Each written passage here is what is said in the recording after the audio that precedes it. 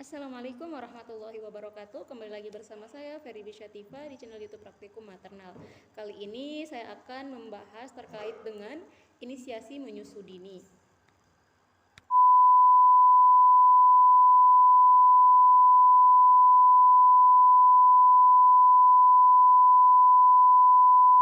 Inisiasi menyusu dini. Inisiasi menyusu dini terjadi apabila bayi diletakkan di atas perut ibu segera setelah lahir, memiliki kemampuan untuk menemukan payudara ibu dengan upaya sendiri dan menentukan kapan untuk pertama kali akan menyusui. Adapun tugas dan peran petugas kesehatan dalam persalinan dan bayi menangis serta bernafas dengan baik. Yang pertama ialah petugas kesehatan harus mencuci tangan dengan sabun dan air yang mengalir sebelum memegang bayi. Kemudian segera keringkan bayi kecuali tangan dengan kain bersih dan kering. Nah, kemudian bayi diperlihatkan pada ibu dan tetap dekat dengannya dalam kontak kulit ke kulit. Saat ini memberikan kesempatan pada ibu untuk mencium bayi dan membisikkan azan di telinga bayi. Kemudian bayi diletakkan telungkup di antara payudara ibu dengan kontak kulit ke kulit. Kemudian bayi dan ibu diselimuti dengan kain bersih dan kering agar tetap hangat. Kemudian jaga agar bayi dipegang erat oleh ibu untuk mencegah bayi tidak terjatuh. Kemudian bayi akan menjadi sangat waspada dan responsif segera setelah persalinan, dan ini adalah saat bayi berada dalam tingkat insting tertinggi. Kehangatan bayi dipertahankan dengan kontak kulit ke kulit dengan ibu. Oke, kira-kira apa saja sih keuntungan inisiasi menyusu dini bagi bayi dan ibu? Nah, yang pertama ialah untuk mempertahankan kehangatan bayi. Yang kedua ialah mempercepat dan mengefektifkan kemampuan menyusu dari bayi.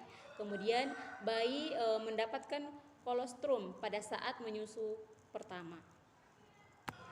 Kemudian membantu kontraksi uterus, kemudian menyebabkan kadar glukosa yang lebih baik pada beberapa jam setelah persalinan. Kemudian pengeluaran mekonium lebih dini.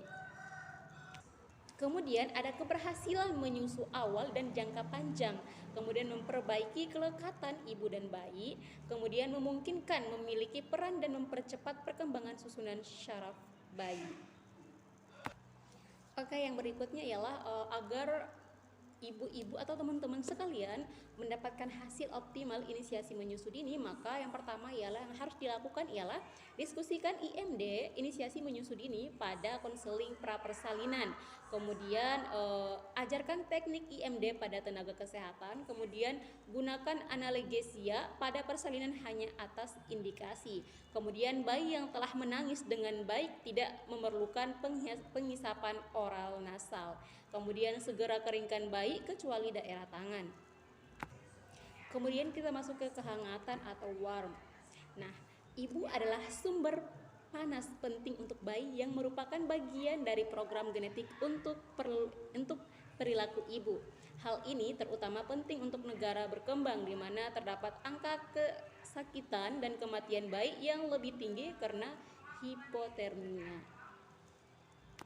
Setelah kehangatan, adanya kenyamanan, di mana bayi dalam ranjang bayi akan menangis lebih lama dibanding dengan bayi dengan IMD. Nah, bayi akan merasakan sensasi yang sama dengan beberapa minggu terakhir dalam rahim sampai posisi kaki bayi. Tangis yang tidak berlebihan dan kedekatan dengan ibu serta kehangatan adalah keadaan yang akan mempertahankan kehidupan bayi. Adapun hal-hal yang harus dilakukan dan dihindari pada IMD, inisiasi menyusu dini. Nah, untuk ibu yang pertama ialah gunakan obat analgesia atas indikasi saja. Kemudian jangan membasuh payudara sebelum menyusu. Kemudian angkat kepala ibu dengan bantal untuk memfasilitasi kontak mata antara ibu dan bayi. Kemudian jangan memindahkan ibu dari ruang persalinan sebelum selesai menyusu dini. Nah, untuk bayi, yang pertama ialah bayi yang menangis kuat tidak memerlukan isap lendir. Keringkan segera bayi kecuali tangannya, kemudian jangan melakukan isap lendir. Kemudian bayi dan ibu harus diselimuti untuk mempertahankan kehangatan di samping kontak kulit ke kulit. Inisiasi menyusu dini ini terdiri atas dua komponen utama.